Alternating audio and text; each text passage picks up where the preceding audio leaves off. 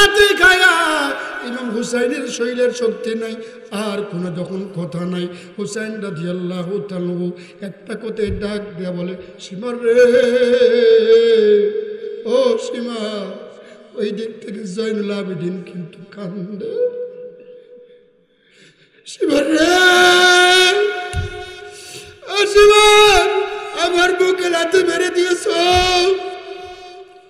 যে বুক কিন্তু রহমাতুল লিল আলামিনের বুকের সঙ্গে লেগেছে, ওই বুকে তুমি লাথি মেরে দিয়েছ।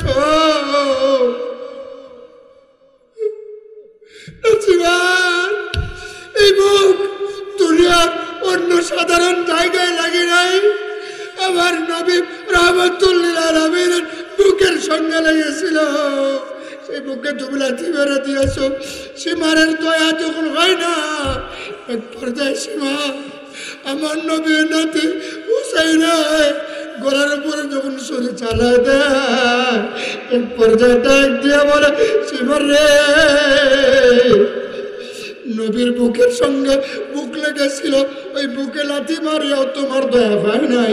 এবার ভালো করে বুঝিও, তুমি যে গলা ছুরি চালাইতেছ, এই গলায় কিন্তু আমার নানা একবার নয়, দুইবার নয়, বহুবার আমার নানা কিন্তু চোঙা লাগাই দিয়েছে। এবার হুসাইন ডাক দিয়ে বলে, চালাও ছুরি চালাও, আপত্তি নাই। আমার জয়নুল আবেদিন আল্লাহর দরবারে সাক্ষী হয়ে যাবে, আমার নানা রহমাতুল লিল আলামিন সাক্ষী হয়ে যাবে। আস্তে আস্তে যখন ইমাম হুসাইন রাদিয়াল্লাহু তাআলাকে শাহাদাত বরণ করা দিল, শুধুমাত্র জালেমরা এতটুকু করিয়া কাঁদতে হয় না, হুসাইনের কল্লাটা কাটিয়া নিয়ে এসিদের নিকটে যখন চলে গেছে, আমার নবীজি রহমাতুল লিল আলামিন আল্লাহ তাআলাকে ডাক দিয়ে বলে, আল্লাহ, ও দরদি মাওলা, তুমি কেমনে সহ্য করলা? নবীজি বলে, আল্লাহ, আমার তো সহ্য হয় না, আমার নাতিকে যেইভাবে তারা শাহাদাত বরণ করা দিয়েছে, আল্লাহ, আমি নানা রওজা তার থেকে কেমনে সহ্য করি? ও দরদি আল্লাহ, আমি তোমার কাছে বিচার দিয়ে দিলাম, আমার নাতির রক্তের প্রতিশোধ কিয়ামতের ময়দানে আমি তোমার দরবারে, তোমার আদালতে আল্লাহ আমি বিচার দিয়ে দিলাম, রক্তের প্রতিশোধ না হওয়া পর্যন্ত আমি পয়গম্বর কোশ্চেন কেন ক্ষমা করব না। আল্লাহু আকবার করে বলেন, কি যে দিলের বেদনা আল্লাহ সারা জানে না, মন চায় যেতে সোনার মদিনা।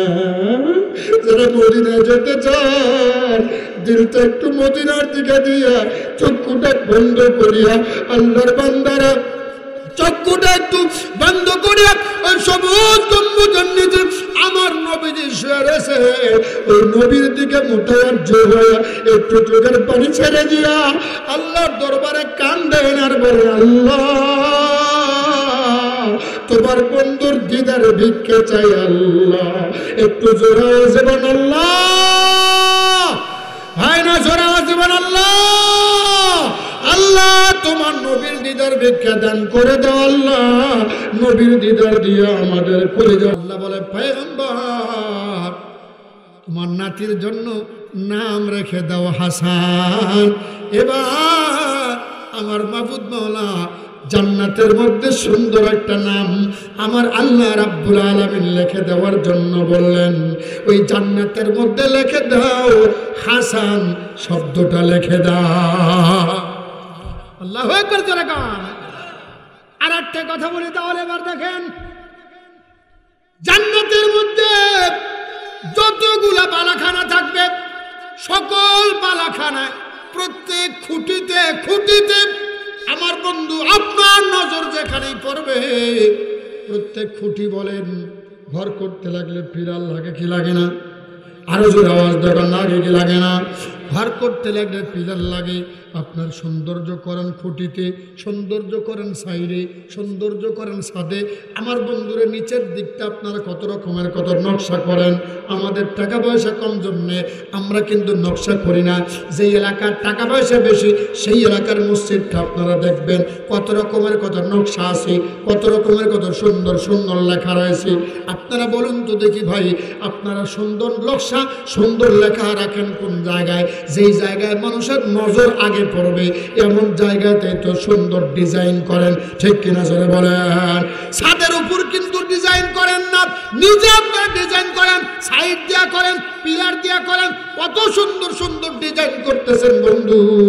রব্বুল আলামিন তো জান্নাতটাকে এত সুন্দর করে সাজাইছে, সুন্দর করে ডিজাইন করেছেন, কিন্তু জানেন না বন্ধু, ওই জান্নাতের প্রত্যেকটা পিলারে পিলারে সাইডে সাইডে যত জায়গায় সুন্দর ডিজাইন রয়েছে, সুন্দর ডিজাইনের মধ্যে আমার নবীর নাম লেখা আছে। আমার বন্ধু এবার তাহলে আপনারা বলেন, প্রত্যেক পিলারে আমার নবীর নাম রাহমাতুল আলামিনের নাম লেখা রয়েছে বাজার। আমার বন্ধুরে এবার মাবুদ মাওলা আমার বন্ধু রাহমাতুল আলামিনকে ডাক দিয়ে বলে, নবী গো আমার বন্ধু, ও পয়গম্বর, তুমি তোমার নাতির কোলে পাইয়া তুমি নামটা রেখে দিয়েছো, তোমার জবান দ্বারা বের হয়েছে হাসান। নবী গো তুমি কি জানো, হাসান শব্দটাকে তোমার জবান দ্বারা বের হওয়ার কারণে আমি আল্লাহ কতটুকু দামি করে দিয়েছি। জান্নাতের মধ্যে ওই ডিজাইন যেখানে রয়েছে, তোমার নাম যেই জায়গায় লেখা রয়েছে সেই জায়গায় তোমার জবান থেকে যে শব্দটা বের হয়েছে হাসান শব্দটাও আমি আল্লাহ ডিজাইনের মধ্যে রেখে দিলাম। আল্লাহু আকবার বলেন। আমি কিন্তু মসজিদে এগুলো ওয়াজ করি না, হঠাৎ আমার জবান দিয়ে বের হয়ে যায়। বাজার না আমার স্মরণের পরে আর আমি অন্য কোন দিকে যাব? যদি বলতে যাই রাত অনেক হয়ে যাবে, ওই দিকে যেতে পারবো না বাজান। বিশ্বনবী রহমাতুল আলামিন হাসানকে পাইয়া আমার বন্ধু এবার হাসানকে নিয়ে প্রথম নম্বরে কপালে চুমা দিলেন। নবীজি কপালে চুমা দিলেন। এই জন্যই মনে রাখবেন বন্ধু, কপালে চুমা দেওয়া কিন্তু সুন্নাত। নবীজি কপালে চুমা দিলেন, হাতে চুমা দেওয়া সুন্নাত। আল্লাহওয়ালাদেরকে হাতে চুমা দেওয়া, কপালে চুমা দেওয়া। আমার নবীর সাহাবীরা নবীজিকে পাইয়া কপালে চুমা দিতে, কপাল দামি করবার জন্য। এখনো পর্যন্ত আপনি বাইতুল্লাহ গেলে পরে আপনি যদি আরবিয়ান হন, আপনি যদি বুঝেন কোনো আরবি শায়েখের সঙ্গে আপনার যদি মুআনাকা হয়ে যায়, সাথে সাথে আপনার কপালে চুমা লাগায় দেবে।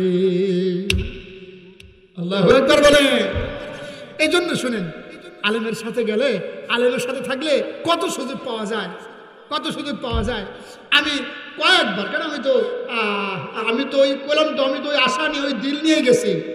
কয়েকটা আরাবিয়ান শায়েখের সাথে যখন আমি মুসাফা মুআনা করছি, ওদের যখন চুমা পাইছি আমি কইছি, আল্লাহ আমি তো নবীর চুমা পাচ্ছি না, কিন্তু নবীর দেশের মানুষের চুমা পাচ্ছি, তোয়াফের মানুষদের চুমা পাচ্ছি। রসুলের রওজার সামনে যাওয়ার পরে আমি যখন কাঁদতেছিলাম, আমি কান্না ধরে রাখতে পারতেছিলাম না। আমি যখন কাঁদতেছিলাম, কাঁদতে কাঁদতে অনেক সময় পেয়েছি। ওখান দিয়ে যখন বের হয়ে চলে গেলাম, একজন আরাবিয়ান ফলো করছে, দেখছে, লক্ষ্য করছে। সামনের দিকে যাওয়ার পরে আমাকে ডেকে বুকের সঙ্গে জোড়া ধরে আমার কপাল চুমা লাগিয়ে দিয়ে বলে, আনতা বাঙালি? আমি বললাম জি আনা বাঙালি, আমি বাঙালি। আরবিতে যখন বলছিলাম, ওই সময় আমার কপালে চুমা লাগাতে বলছে, এত দিল, এত মহাব্বত আপনার, এত দিল, এত মহাব্বত আপনার। অথচ কত মানুষ এখানে আসে কিন্তু চোখের পানি থাকে না। কত মানুষ নবীর কাছে আসে, তাদের চোখে পানি নাই। আল্লাহ তাআলা কবুল করেন, আল্লাহুম্মা আমিন বলেন। এর জন্য অনেক কিছু পাওয়ার আছে। সব জিনিস সবাই দিতে পারে না, সবার কাছে পাওয়াও যায় না। কামারের কাছে দইয়ের বায়না দিলে পাওয়া যাবে? বলেন, আওয়াজ দেবেন, পাওয়া যাবে না, পাবেন না। দইওয়ালার কাছেই আপনাকে দইয়ের বায়না দেবে। মদিনাওয়ালার সাথে যাদের সম্পর্ক বেশি আছে, মদিনাওয়ালা পেতে চলে, ওই সমস্ত মানুষদের সাথে আপনার সম্পর্ক রাখা লাগবে। আল্লাহ তুমি মাফ করো, কবুল করো, আল্লাহুম্মা আমিন। আমার লম্বা করবার সেরে বারা হাসান রাদিয়াল্লাহু তাআলাকে পায়ে কপালে চুমা দিলেন। ছোট বাচ্চা নাতি ঠোঁটের উপরে যখন চুমা লাগায় দিয়েছে, ফাতেমাতুজ জাহরা রাদিয়াল্লাহু তাআলা আনহা দেখিয়া আব্বাকে ডাক দিয়া বলে, আব্বাজান আপনার দিলটা মনে হয় খুশি। নবীজি ডাক দিয়া বলে, ফাতিমা আমি খুশি হব না কেন? তোমার এই সন্তান জান্নাতের সরদার হয়ে যাবে। আমি খুশি হব না তো কেন? জান্নাতের সরদার হয়ে যাবে। আমার বন্ধুরা, লম্বা করবো না, কথাটা যেহেতু মনে পড়লো সেজন্য আবার বলি, হাসান হুসাইন তখন একটু বড় হয়ে গেছে। হুসাইন রাদিয়াল্লাহু তাআলা কথাটা পরে বলছি, তার কারণটা আমার বন্ধু কারবালার কথাটা একটু পরে ভয় লাগবে সর্বশেষের দিকে। আমি একটু এদের কথাটা গায়ে নিলাম। আমার বন্ধু হাসান আর হুসাইন রাদিয়াল্লাহু তাআলা আনহুমাকে নিয়ে নবীজি যখন একদিন ডাক দিয়ে বললেন, ও নাতিরা তোমরা দুজনে কিন্তু জান্নাতের যুবকদের সর্দার হবে, সাইয়্যিদা শাবাবে আহলিল জান্নাহ, তোমরাই হবে জান্নাতের সর্দার। ওই মুহূর্তে হাসান হুসাইন ডাক দিয়ে বলে, না না, তাহলে তো আমাদের দাম বেশি, আপনার দাম কম, কারণ আপনারও তো সর্দার হব আমরা দুইজন। ভালোবাসা দেখছেন? আর আমরা তো এরকম ভালোবাসা নাই। এ কথা বুঝলেন মনে হয়? আমার নবী জান্নাতে থাকবেন কিনা? এ কথা না, থাকবেন কিনা? নবী জান্নাতে থাকবেন। তাহলে হাসান হুসেন যদি জান্নাতের সর্দার হয়, ডাক দিয়ে বললেন, না না গো, আপনি বললেন আমরাই দুইজন জান্নাতের সর্দার হব না। না ভাই, কত মানুষের চোখের মধ্যে পানি, আমি কি ওয়াজ করব? আল্লাহ এই মানুষগুলাকে তোমার বন্ধুর সঙ্গে একটু সম্পর্ক করে দাও। আল্লাহ ঘুমের মধ্যে যেন তোমার বান্দারা নবীর দিদারে পায় এদের দিলটা শান্ত করতে পারে। আল্লাহ চোখের পানি তোমার বান্দারা, আল্লাহ তোমার বান্দাদের চোখের মধ্যে পানি রয়েছে নবীর ভালোবাসায় প্রেমে, আল্লাহ তোমার বান্দাদের চোখে পানি, চোখের পানি বিফলে দিও না। চোখের পানির বিনিময়ে আল্লাহ নবীর সঙ্গে বান্দাদের দিদার করায় দিও। আল্লাহুম্মা আমিন। একটা মানুষ কতক্ষণই কাঁদতে পারে, তারপরেও কত মানুষের চোখের পানি শুকায় না।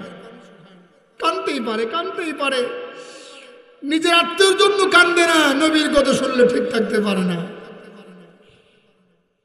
সামনে আমার লম্বা করবো না, শুনেন। এবার হাসানের কপালে চুমা লাগা দিয়ে আমার বন্ধু ঠোঁটের উপরে যখন চুমা লাগায় দিয়েছে, ফাতেমাতুজ জাহরা তখন ডাক দিয়ে বলে, আব্বা আমার সন্তানকে আপনি এত ভালোবাসেন। তখন তো একজনের কথা। আমার বন্ধু ডাক দিয়ে বললেন, মা আমি ভালোবাসবো না কেন? এই সন্তান তো হবে জান্নাতের সর্দার। আমার বন্ধু এবার আমার বন্ধু হুসাইন যখন দুনিয়াতে আসলেন, হুসাইন আসার পরে হুসাইনকে আমার বন্ধু যখন খবর দেওয়া হলো, তখন তো নাম রাখা হয় নাই। আমার বন্ধু নবীজিকে ডাক দেওয়া বলা হলো, আব্বা আমাকে রব্বুল আলামিন সন্তান দিয়েছেন, ফুটফুটে চাঁদের মতো সন্তান। নবীজি বললেন, মা সন্তানটা একটু আমার কোলে দাও। সন্তান যখন কোলে নিয়েছেন, নবীজির জবান থেকে অটোমেটিক বের হয়ে গেছে, মা এটা দেখতেছি হুসাইন। তখনও কিন্তু নাম নাই। আপনারা হয়তো মনে করবেন হাসান হুসাইন তার বাপ মা নাম রাখছে না, বাপ মা নাম রাখে নাই। নবীজি কোলে নিয়ে জবান থেকে বের হয়েছে, এটা তো দেখতেছি হুসাইন।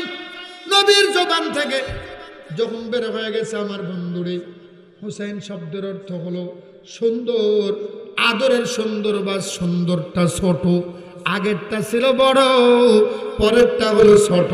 হুসাইনুন এটা হলো মুসাগ্গার আমার বন্ধুরে, ফুআইলুনের ওজনে হুসাইনুন, এটা কিল্লত আজমত মোহাব্বত হেকারত এটা বোঝানোর জন্য যেই শব্দটা ফুআইলুনের ওজন নেওয়া হয় সেইটাকেই বলা হয় মুসাগ্গার। আমার বন্ধু কম বুঝাবে, আজমত বুঝাবে, সম্মান বুঝাবে, মোহাব্বত বুঝাবে, ভালো বুঝাবে, ভালোবাসা বুঝাবে। নবীজি তার জবান থেকে ভালোবাসার জন্য আমার বন্ধু শব্দটা বের করে দিলেন হুসাইন। হুসাইন মানে হলো সুন্দরের মধ্যে যিনি ছোট, ছোটটাও সুন্দর, বড়টাও সুন্দর, ছোটটাও সুন্দর। আল্লাহু আকবার বলেন। এবার নবীর জবান থেকে বের হয়ে গেছে, আল্লাহ ডাক দিয়ে বলে বন্ধু যাও, তোমার জবান থেকে বের হয়ে গেছে হুসাইন। হুসাইন শব্দটাকে আমি আল্লাহ এমন ভাবে কবুল করলাম, তোমার এই নাতির নাম রাখা হয়ে যাবে হুসাইন। এই যে বলছিলাম, এবার বিশ্বনবী রহমতুল্লাহ আলামিন রব্বুল আলামিনকে ডাক দিয়ে বলে আল্লাহ আপনি তো বলে দিয়েছেন জান্নাতের দরওয়াজায়, জান্নাতের খুঁটিতে খুঁটিতে নকশার জায়গাতে আমি নবীর নাম লেখা হবে। ও দরদি আল্লাহ, এরপরে বললেন হাসানের নাম লেখা হবে।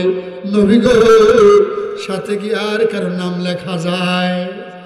আল্লাহ নবী ডাক দিয়ে বলে আল্লাহ সাথে কি আর কারো নাম লেখা যায়? নবী তো আল্লাহকে বলতে পারবেন না, লেখা দেন। কতক্ষণ না নবী তো আদব শিখা দেন, আল্লাহর কাছে বলেন না। বিশ্ব নবী আল্লাহ তাআলাকে বললাম আর কি কারো নাম লেখা যায় নকশার কাছে? আল্লাহ তাআলা বলেন ওগো নবীজি, আমি জানি তোমার দিল চাইতেছে কি, আমি আল্লাহ জানি। যাও, তোমার দিলের ভিতরে যেটা আছে আমি আল্লাহ তার নামটাও জান্নাতের মধ্যে লিখে দেব। সুবহানাল্লাহ। জীবনেও তো আলোচনা শুনেন নাই, ভালো করে শুনে নেন, জীবনে কাজে লাগবে বাজান, শুনে রাখবেন, সারা জীবন মনে রাখবেন। আমার বন্ধুরে,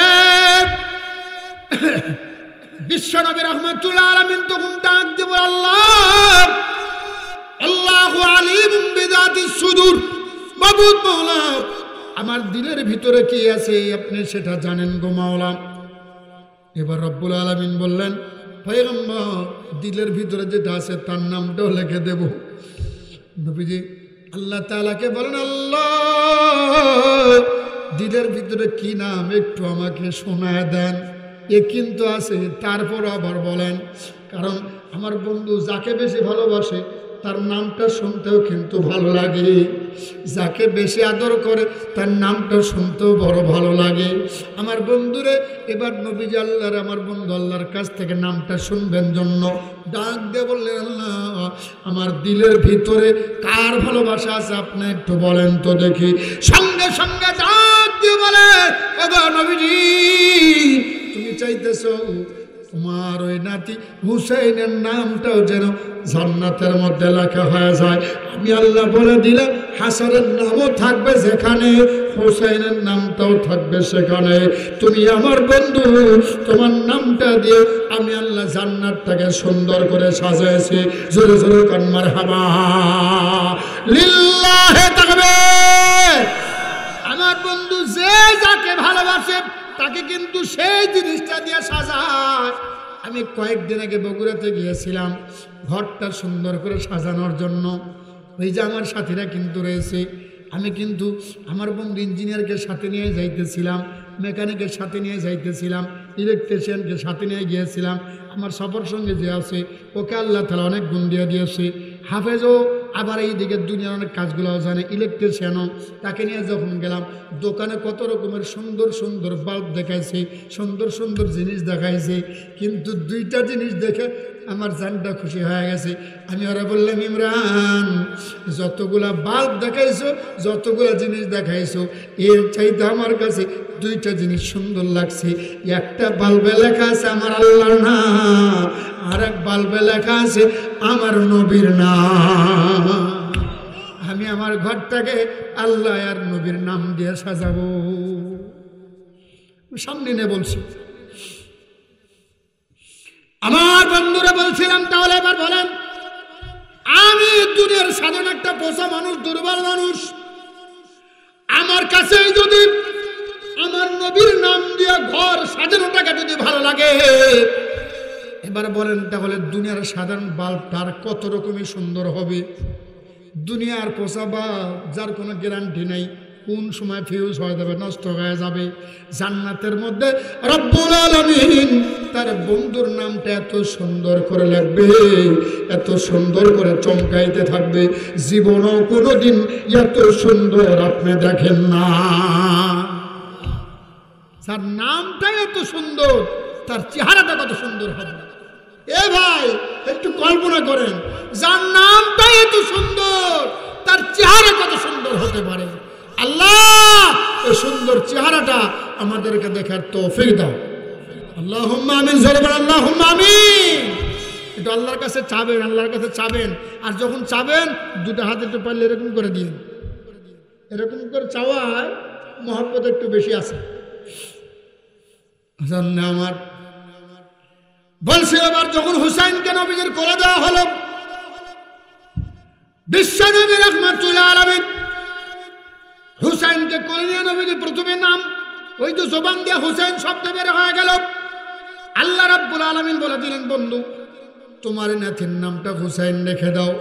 ফাতেমাকে ডাক দিয়ে বলে, মা এর নামটা হুসাইন। ফাতেমা ডাক দিয়ে বলে, আব্বা আগেরটার নাম হলো হাসান, পরেরটার নাম হলো হুসাইন, এই নামগুলাকে আপনি রাখলেন। নবীজি বলেন, মা না না, এই নাম আমি রাখি নাই, নাম রাখবো বলে আমি বলি নাই, কোনোদিন কল্পনাও ছিল না, কিন্তু নাম রেখে দিয়েছেন আমার আল্লাহ। নাম রাখছেন কে? আরো জোর আওয়াজে কার নাম রাখছেন কে? এখন কি আমাদের নাম আল্লাহ রাখবে? কতক্ষণ না খা আমাদের নাম রাখবার জন্য ওলামায়ে কেরামদের কাছে যাবেন। নিজের সন্তানের নাম রাখতে পারেন না বন্ধু, কত রকমের কত খারাপ নামটা রাখেন। কিয়ামতের ময়দানে নামের কারণে কিন্তু অনেক মানুষ জাহান্নামে যাবে। কিয়ামতের ময়দানে কত মানুষ নামের কারণে জাহান্নামে চলে যাবে ভাই। এই জন্য খবরদার নামটা একটু ভালো রাখবেন। নানটু বল্টু জন্টু নয়। সন্তান যখন হবে আপনার মন মতো আপনি নাম রাখবেন না। আপনি কোনো একজন হুজুরের শরণাপন্ন হবেন, হুজুরকে বলবেন, হুজুর আপনি একটা সুন্দর নাম রেখে দেন। হুজুর যেই নামটা দিয়ে দেবে, যতই কঠিন হোক না কেন ওই নামটাই রাখবেন। এইরকম চিন্তা করবেন না। হুজুরকে বলবেন না, হুজুর আপনি 4-5টা দেন, 4-5টার মধ্যে যেটা পছন্দ হবে সেটা আমি রাখবো। তাহলে আপনি হুজুরের কাছ থেকে নিলেন, পছন্দ হলো আপনার, হুজুরের পছন্দ আপনার হলো না। ঠিক কিনা সরকার? এটাও বেয়াদবি। এরকম না, হুজুর একটা নাম রাখেন, যেটা বলবে সেটাই। হুজুরের বলার ভিতরে বরকত। হুজুর এমনি বলবে না, আল্লাহকে হাজির নাজির জেনে আপনার সন্তান বা আপনার নাতির নাম রেখে দিবেন। বুঝেন নাই কথা? আপনার একবার যায় না, আপনি রাখবেন কেন? আপনি রাখেন। আমার বন্ধু, সুন্দর নাম রাখবেন, সুন্দর অর্থবোধক নাম রাখবেন। সাধারণ মানুষ যারা আছেন একটু আলেম ওলামাদের শরণাপন্ন হবেন। খালি মনে করেন না কোরআন শরীফের মধ্যে আছে জন্যই সন্তান নাম রেখে দেব। একজনের নাম রাখছে মাহিন, কথা হয় না, এরকম নাম অনেকের নাম আছে নাই? মাহিন, নাম হলো মাহিন। ও জানেই না মাহিনের অর্থ কি। বিমাইন মাহিন, জাহান্নামীদেরকে এমন পানি পান করা হবে, কর্ণ হবে যেটা আমার বন্ধুর দুর্গন্ধযুক্ত, মানে খারাপ পানি। যেই মানুষটা আমার বন্ধু জাহান্নামে কেমন খারাপ পানি পান করানো হবে, যেই পানি সবচেয়ে দুর্গন্ধ, যেটাকে দেখলে মানুষ ঘৃণা করবে। মাহিন, ঘৃণা করে, তাকে দেখলে ঘৃণা করবে। সন্তান নাম রাখলে মাহিন। খালি কোন ছবি দেখছে বিমাইন মাহিন, কে কোরআন শরীফে আছে? কথা বলেন না কেন? এজন্য কোরআন শরীফ থাকলে হবে না। বুঝতে পারলাম না, শুধু কোরআন শরীফ থাকলে হবে না। অনেক মহিলারা মনে করে কোরআন শরীফে আছে সেদিন আমি রেখে দিই, না, এটা ভুল। কোরআন শরীফে আছে, আপনি অর্থ জানেন না, ওর অর্থটা কি? আমার বন্ধুরা, সেই জন্য বলছিলাম সুন্দর নাম। এবার বিশ্ব নবী রাহমাতুল লিল আলামিন, ওই মুহূর্তের মধ্যে আমার বন্ধুরা যখন রাত যদি একটু বেশি হয় অসুবিধা আছে, কথা বল না গা, খিচড়ি ঠান্ডা হয়ে গেলে কিন্তু অসুবিধা। আমি আরো চাচ্ছিলাম আওয়াজ একটু কম করব, কিন্তু আমি যেই পরিমাণ সময় মনে করছিলাম আমার আল্লাহ তাআলা আমাকে করাইতেছেন, আমার করার কিছুই নাই। যদিও মাইক দুর্বল, আপনারা দুর্বল, আমিও দুর্বল, কোনো অসুবিধা নাই। আমার আল্লাহ যতক্ষণ পর্যন্ত চালায়, আমি অসুস্থ থাকলেও আপনাদের দিল ভালো আছে, আমার আল্লাহ কথা বলাইতেছেন। আল্লাহু আকবার জোরে বলে। এরকম মাহফিল আমার দরকার, হাজারো মানুষ দরকার নেই আমার। বাজার না আমার এবার হোসেনকে কোলে নিয়ে লম্বা হয়ে যাইতেছে, হোসেনকে কোলে নিয়ে নবীজি এবার প্রথম নম্বরে কপালে চুমা লাগাইলেন, দ্বিতীয় নম্বরে বিশ্ব নবী রাহমাতুল্লাহ আলাইহি গলায় চুমা লাগাইলেন, ঠোঁটে চুমা লাগাইলেন না, গলায় চুমা লাগাইলেন। ওইদিকে আবার আমার বন্ধু নবীজি তার গর্দানের মধ্যে নবীজি চুমা লাগাই দিলেন। চতুর্থ নম্বরে বিশ্ব নবী রাহমাতুল্লাহ আলাইহি হুসাইনের ঠোঁটের মধ্যে চুমা লাগাই দিলেন।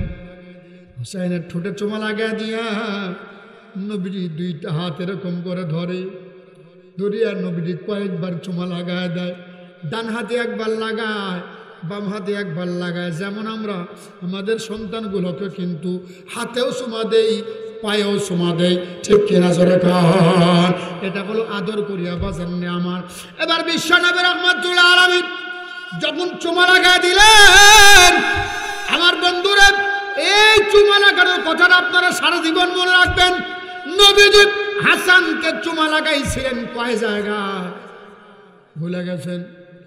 জোরে আওয়াজ দেওয়া কথা বলেন, কয় জায়গায়? ভুলে গেলে তো হবে না, আমার অস্ত্র শেখা লাগবে, সারা জীবন মনে রাখা লাগবে। হাসানকে চুমা লাগাইছিলেন কয় জায়গায়? কোথায় কোথায়? কপালে আর কোথায়? হ্যাঁ, নাকি বলেন নাকি? কপালে আর কোথায়? এবার হুসাইনকে চুমা লাগাইলেন কয় জায়গায়? হ্যাঁ, ভুলে গেছেন? কয় জায়গায় ধরে কান? এক নাম্বার কোন? এক নাম্বার কপালে। আমি কিন্তু প্রত্যেকটার কারণ বলবো। এক নাম্বারে কপালে চুমা লাগানোর কারণটা কি? আজকে আমি আপনাদেরকে নতুন কথা শোনানোর জন্য আমার বন্ধু জেহেন থেকে আল্লাহ তাআলা বের করে দিতেছেন। আমার বন্ধু এক নাম্বার বলছিলাম, শুনেন, নবীর চুমা লাগাইলেন কোথায়? জোরে আওয়াজ এখন কোথায়? দুই নাম্বারে কোথায়? আরো ছোট বলে, দুই নাম্বারে কোথায়? ভুলে যায় না? হ্যাঁ, বলবেন স্বাভাবিক, এটা তো একটু বেশি আছে, এজন্য ভুলের কথা। এক নাম্বারে কোথায়? মুখস্থ। এক নাম্বারে কোথায়? দুই নাম্বারে কোথায়? জোরে কর, দুই নাম্বারে কোথায়? তিন নাম্বারে কোথায়? হ্যাঁ, ভুলে যায় না। তিন নাম্বারে কোথায়? চার নাম্বারে কোথায়? পাঁচ নাম্বারে কোথায়? তাহলে খালি চার নাম্বার বন্ধ করলেন কে? আমার বন্ধুরা বলেছেন এই পাঁচটা চুমা বিশ্ব নবী রাহমাতুল্লাহ আলামিন দিয়া দিলেন।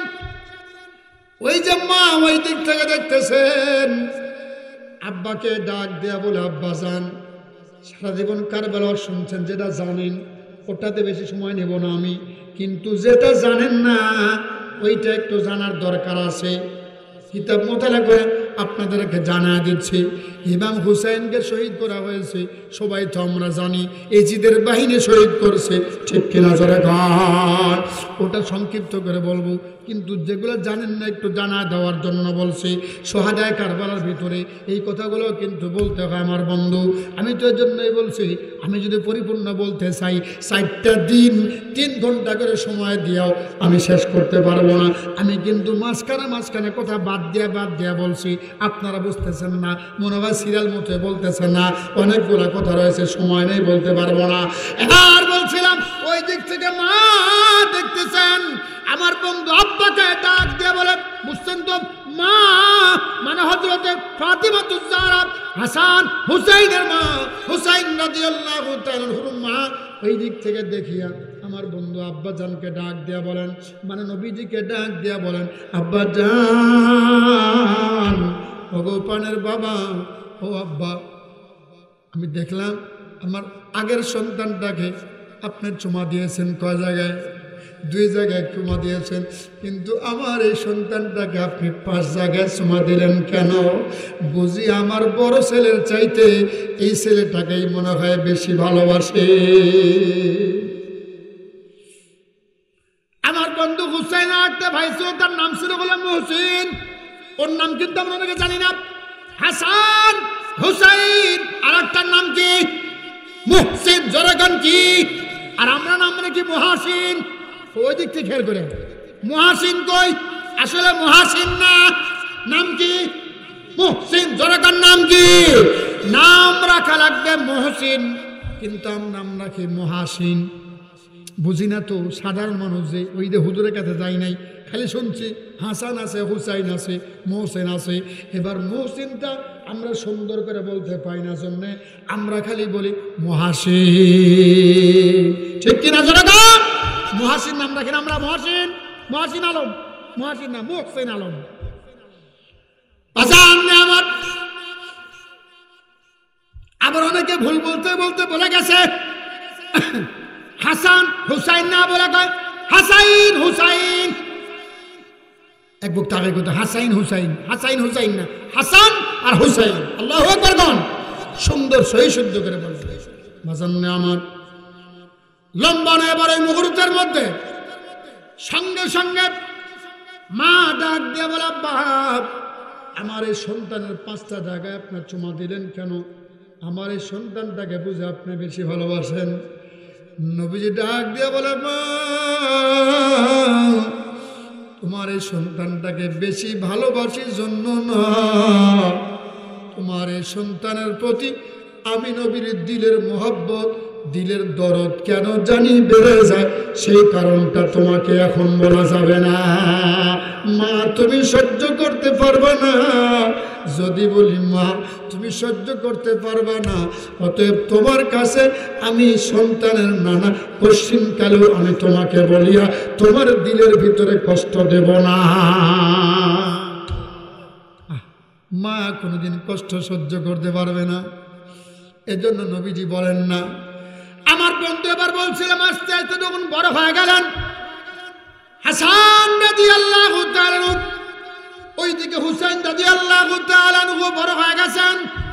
হঠাৎ দেখতে দেখতে দেখা গেল নবীজির কাছ থেকে যারা দিন শিখেছেন, যারা ঈমান শিখেছেন, বাজান্নে আমার নবীজির কাছ থেকে দিন ঈমান শেখার পরে বিশ্ব নবী রহমাতুল আলামিনের রক্ত, বিশ্ব নবী রহমাতুল্লাহ আলামিনের রক্ত যারা আমার বন্ধু, যার দিলের ভিতরে, যার শরীরের মধ্যে রয়েছে, ওই মানুষের ঈমান কোশ্চিন কালেও কম হতে পারে না। ঈমান বেশি না কম? আরো জোর আওয়াজ দেখুন, বেশি না কম? বাজান্নে আমার এবার আস্তে আস্তে ইমাম হোসেন রাদিয়াল্লাহু তাআলা উনি যখন বড় হয়ে গেলেন, আমার বন্ধুরা নবীজি দুনিয়ার থেকে চলে গেছেন, খলিফাদের জামানা, আবু বকর, ওমর, ওসমান, আমার বন্ধুরে এইগুলার জামানা যখন শেষ হয়ে গেল, এবার আমার বন্ধু সঙ্গে সঙ্গে যখন হুসাইন রাদিয়াল্লাহু তাআলা ওই জামানার মধ্যে আমার বন্ধু হুসাইনের চাইতে আমার বন্ধুরে নবীর নিকটের মানুষ আর কেউ বেশি ছিলেন না। এবার উঠেন না, অল্প সময় শেষ হয়ে যাবে। আমি খালি কইছি যে বেশি রাত পর্যন্ত হবে, ওই চিন্তা করেন না। আবার বেশি রাত পর্যন্ত আমি করবো না, কতক্ষণ না, বেশি রাত পর্যন্ত আমি কিন্তু করবো না। জি, অল্প সময় ভলেন্টিয়ার ভাড়া তারপরও তাড়াতাড়ি রেডি করবেন, দেরি করবেন না। আবার আমার বন্ধু শোনেন, এবার হুসাইন রাদিয়াল্লাহু তাআলা নবীর দিন মূর্তি টুর্তি কত কি ভাস্কর্য কত চাপা দিচ্ছে, হুজুর কোনো কথা বলা যাবে না। কিন্তু আমার দেশের ভিতরে সবাই কি মানছে? এক কথা অনেকে মানছে, বিশেষ করে আল্লামা মামুনুল হক সাহেব, উনি কিন্তু এটার প্রতিবাদ প্রতিবাদ করেছেন। মামুন সাহেব বলেছেন না, এদেশে কোনো ভাস্কর্য করতে দেওয়া যাবে না।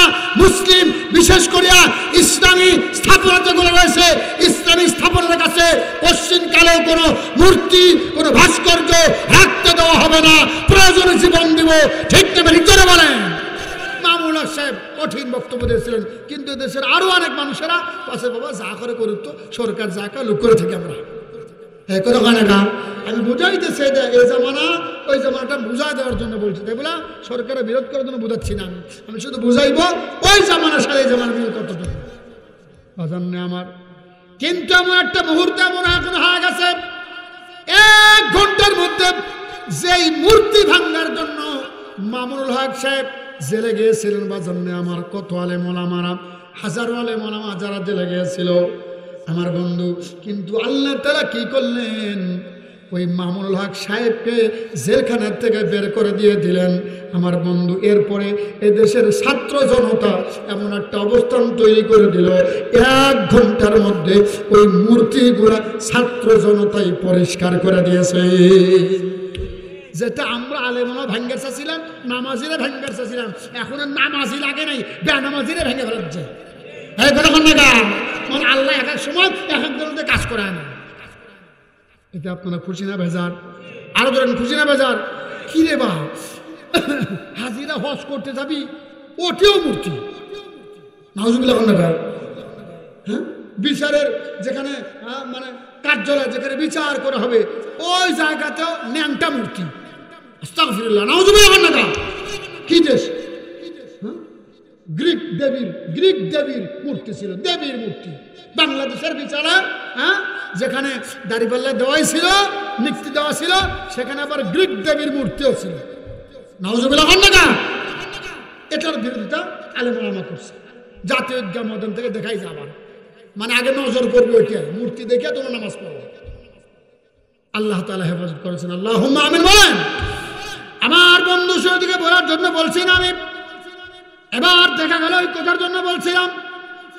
হযরত মুআবিয়া রাদিয়াল্লাহু তাআলা অন্যান্য আমার বন্ধু সাহাবায়ে কেরামদের কিনে পরামর্শ করিয়া তার সন্তান এজিদকে আমার বন্ধু যখন বাদশা বানায় দিয়েছে, ওই দেশের কিছু কিছু মানুষেরা মানে নিয়েছে, ভয়ে কেউ মানে নিয়েছে।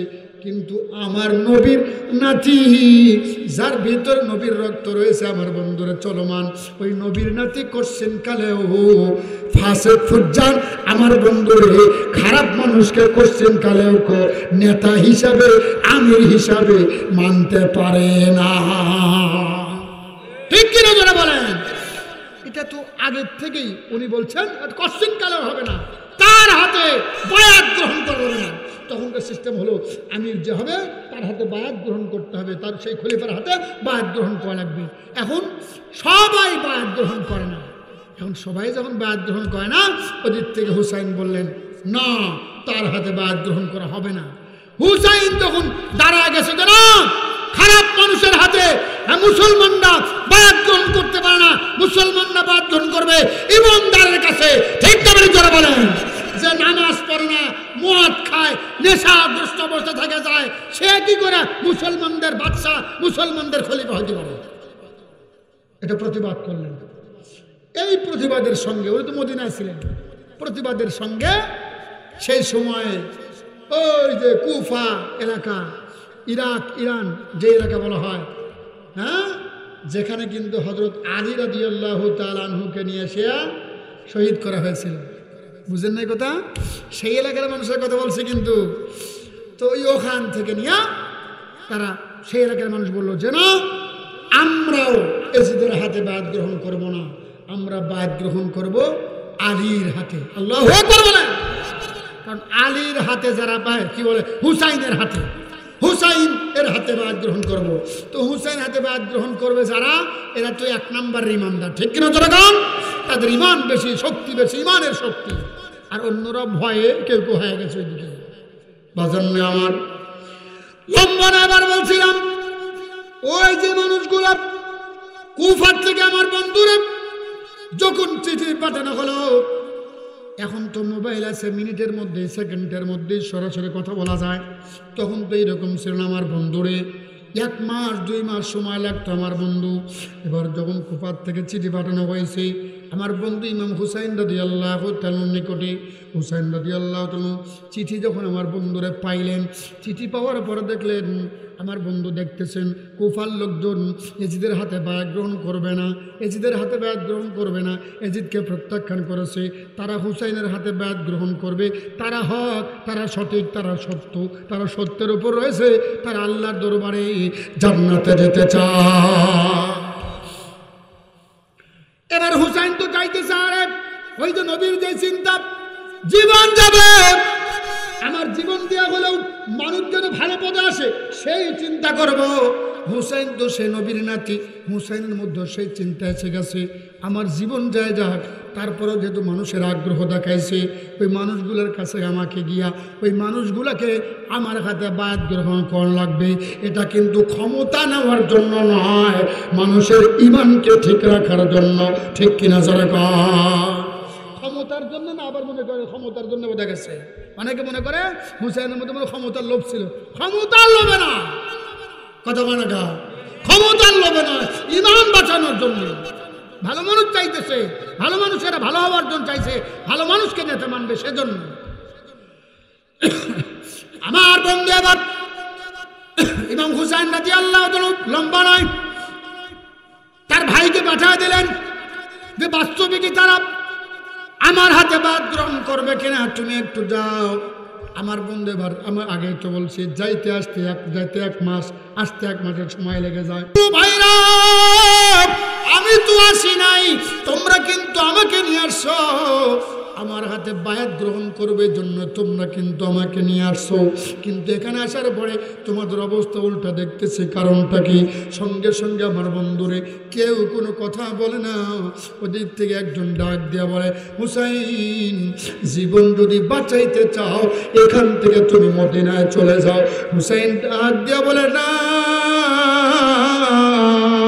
আমার শরীরের মধ্যে নবীর রক্ত রয়েছে, যেই ধমনীতে নবীর রক্ত থাকে এই রক্ত কোনোদিন পলায়ন করে না। আল্লাহু আকবার জোরে বলেন। আমার বন্ধুরা এবার যখন সাহসিকতার পরিচয় দিল, সঙ্গে সঙ্গে ওরা তো গুন্ডাগান্ডিত হয়ে গেছে, সৈন্য যতগুলো রয়েছে আমার বন্ধু এজিদের কাছে খবর দিয়ে দেওয়া হলো সৈন্য আরো লাগবে।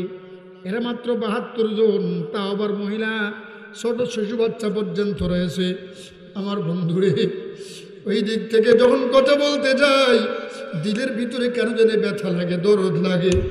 এত মায়া নিয়ে, এত মোহাব্বত নিয়ে আমার নবী রাহমাতুল্লাহ আলাইহি যেই হুসাইনকে ভালোবাসা দিয়েছিলেন বাজার, আজকে সেই হুসাইনের আমার বন্ধু জীবনের শেষ সময়টা চলে যাইতেছে। ওই মুহূর্তের মধ্যে ইমাম হুসাইন রাদিয়াল্লাহু তাআলা সবাইকে ডাক দিয়ে বলছে, ভাই আমি তো আসতে চাই নাই, তোমরাই তো আমাকে নিয়ে আসছো। এবার আমাকে নিয়ে আসার পরে তোমরা কেন আমার কথা শুনতেছো না? আমার কাছ থেকে তোমরা কেন দূরে সরে রয়েছো? আমাকে কেন দূরে সরাই দিতেছো? আমার কাছ থেকে তোমরা কেন দূরে যাইতেছো? কারণটা কি? সঙ্গে সঙ্গে ডাক দিয়ে বলে, হুসাইন তোমার জীবন মনে হয় থাকবে না, সৈন্য কিন্তু আরো আসতেছে। হুসাইন ডাক দিয়ে বলে, সৈন্য আসে আসো, আমি কিন্তু লড়াই করবার জন্য আসি নাই, আমি কিন্তু যুদ্ধ করবার জন্য আসি নাই। যুদ্ধ করবার জন্য আমি আসলে আমি কিন্তু অস্ত্র নিয়ে আসতাম, আমি কোন অস্ত্র শস্ত্র নিয়ে আসি নাই। অতএব আমি যুদ্ধ করবার জন্য, মুসলমানের যুদ্ধ করবার জন্য আমি আসি নাই। আল্লাহু আকবার জোরে বলেন, কালেমা পড়ে লা ইলাহা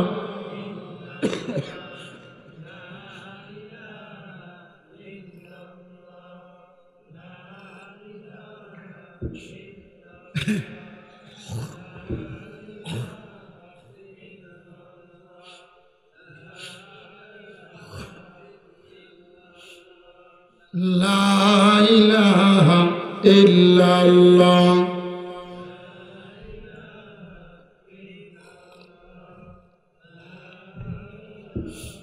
লা ইলাহা ইল্লাল্লাহ। ইল্লাল্লাহু মুহাম্মাদুর রাসূলুল্লাহ সাল্লাল্লাহু আলাইহি ওয়াসাল্লাম।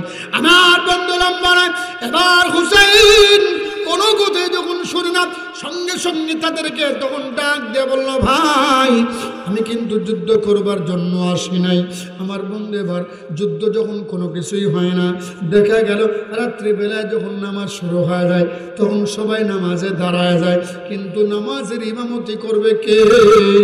কেউ ইমামতির মুসল্লায় যায়, ইমামতির জায়গায় যায় না, সবাই মিলিয়ে হুসাইনকে ইমামতির জায়গায় পাঠায় দেয়। এবার ইমামতি যখন করেন, হঠাৎ রাত্রিবেলায় স্বপ্নের মধ্যে বিশ্ব নবী রাহমাতুল্লাহ আলামিন হুসাইনকে স্বপ্নের মধ্যে ডাক দিয়ে বলতেছে, হুসাইন ও নাতি, তুমি তো আমার মোহাব্বত, আমার উম্মতের ভালোবাসায়, আমার উম্মতের ঈমান বাঁচানোর জন্য ওই জায়গার মধ্যে তুমি চলে গেছে গো নাতি। হুসাইন রে, তুমি কি জানো এই মানুষগুলা কিন্তু তোমার আর ঠিক হবে না। ডাক দিয়ে বলে, হুসাইন তোমাকে কিন্তু শাহাদত বরণ করায় দেবে। সঙ্গে সঙ্গে হুসাইন জাগ্রত হয়ে গেছে। না না না না বলিয়া ডাক দিয়ে বলে, না না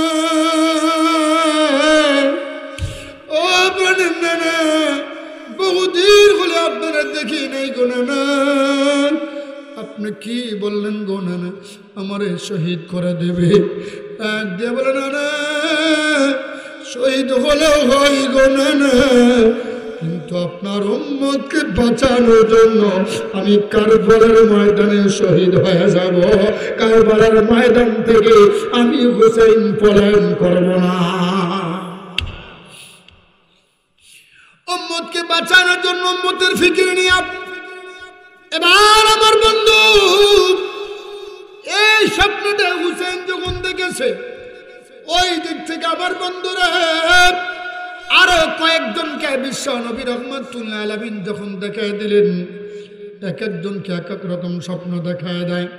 কারো কাছে লাল রক্ত, টকটকে লাল রক্ত যখন দেখায় দিয়েছে, কেউ দেখতেছে কেউ হুসাইনের গলা কাটতেছে, কেউ দেখতেছে কেউ হুসাইনের চোখ উঠায় দিতেছে, কেউ দেখতেছে হুসাইনের ঠোঁট মোবারক আহারে সুন্দর করে আহারে কাটতেছে।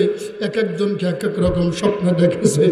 এবার ঘুম থেকে জাগ্রত হইয়া ফজরের নামাজ যখন হয়ে গেল, হুসাইন চেহারা মলিন করিয়া আমার বন্ধু নামাজে দাঁড়ায় গেছে। ওই নামাজের ইমামতিও কিন্তু হুসাইন নিজেই করেছেন। ইমামতি করার পরে হুসাইন রাদিয়াল্লাহু যাবে না। এবার ইমাম হুসাইন রাদিয়াল্লাহু তাআলা আনহুকে সীমার আসিয়া আমার বন্ধুরে বুকের উপরে যখন লাথি মেরে দিল, ওই বুকের উপরে লাথি খায়া ইমাম হুসাইনের শরীরের শক্তি নাই, আর কোনো যখন কথা নাই। হুসাইন রাদিয়াল্লাহু তাআলা একটা কথায় ডাক দিয়া বলে, সীমার রে, ও সীমা। ওই দিক থেকে জয়নুল আবেদিন কিন্তু কান্দে, সীমার রে,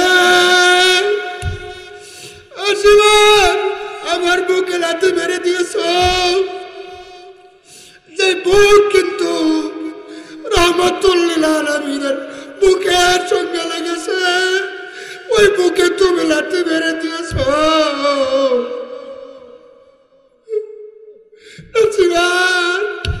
এই বুক দুনিয়ার অন্য সাধারণ জায়গায় লাগে নাই, আমার নবী রাহমাতুল্লিল আলামিনের বুকের সঙ্গে লেগেছিল।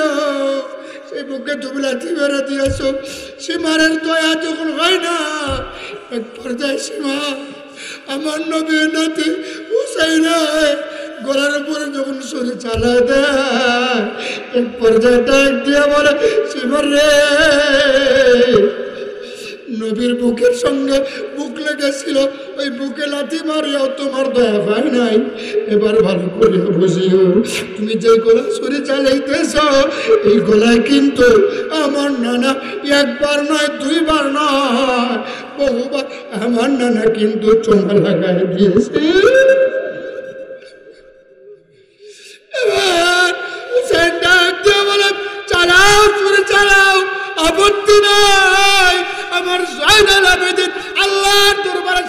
হয়ে যাবে, আমার নানা রহমাতুল আলামিন সাক্ষী হয়ে যাবে।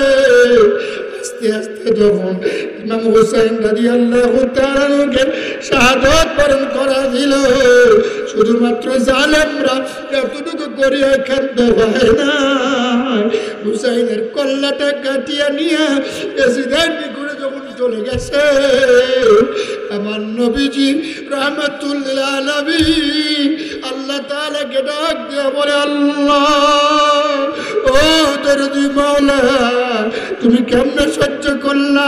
নবীজি বলে, আল্লাহ আমার তো সহ্য হয় না, আমার নাতিকে যেইভাবে তারা শাহাদাত বরণ করা দিয়েছে, আল্লাহ আমি না রওজা তার থেকে কেমনে সহ্য করি?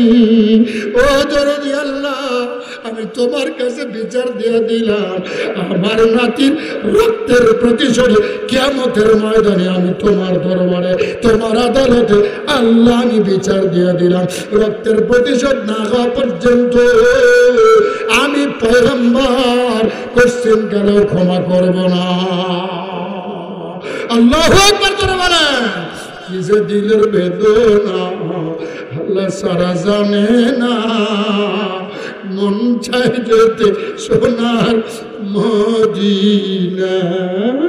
যারা মদিনা যেতে চান, দিলটা একটু মদিনার দিকে দিয়া চক্ষুটা বন্ধ করিয়া, আল্লাহর বান্দারা চক্ষুটা একটু বন্ধ করিয়া ওই সবুজ গম্বুজের নিচে আমার নবীজি শুয়ে রয়েছে, ওই নবীর দিকে মুতাওয়াজ্জ হয়ে একটু চোখের পানি ছেড়ে দিয়া আল্লাহর দরবারে কান্দেন আর বলেন, আল্লাহ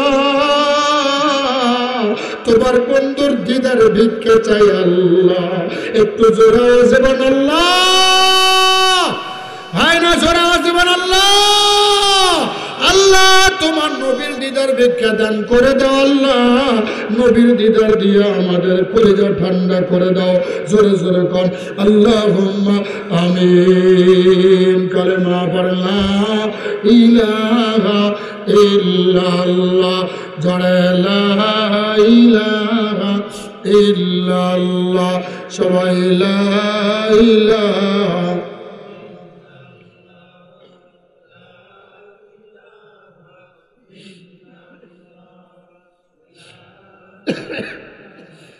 ইল্লাল্লাহ, লা ইলাহা ইল্লাল্লাহ, জোরে লা